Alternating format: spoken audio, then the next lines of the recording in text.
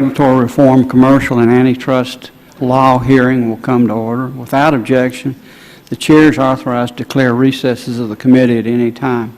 And if we have votes, we will recess for those votes. Now, I'll recognize myself for an opening statement.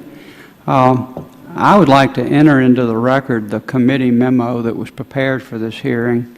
In my view, it's an excellent overview of the issues involved with improving the bankruptcy code in its role as the primary mechanism for dealing with distressed or insolvent financial institutions.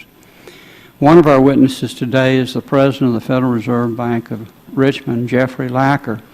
And let me say that there are statistics in an essay prepared by the Richmond Fed that underscore the importance of what we're talking about.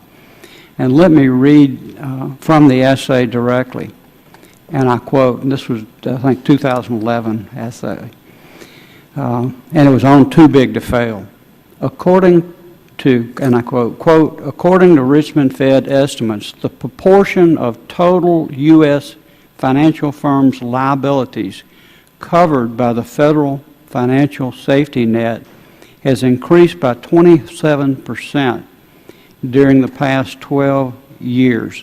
The safety net covered $25 trillion in liabilities at the end of 2011, or 57.1% of the entire financial sector.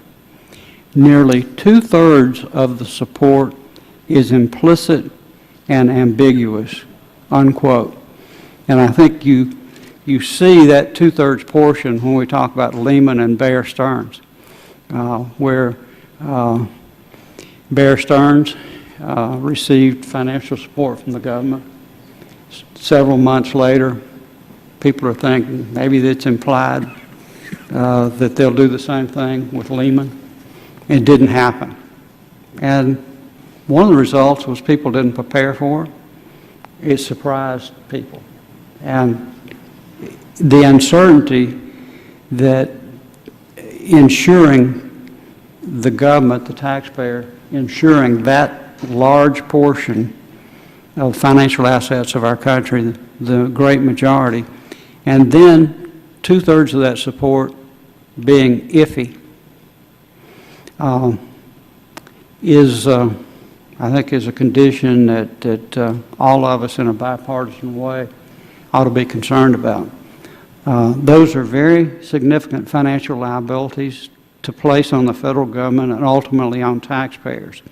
It is a structure that can tilt the field towards government intervention and bailouts. In my view, statistics like this strengthen the case for improving the bankruptcy process so that risks are borne by private parties and cases are handled in a consistent way based on established precedent and rule of law.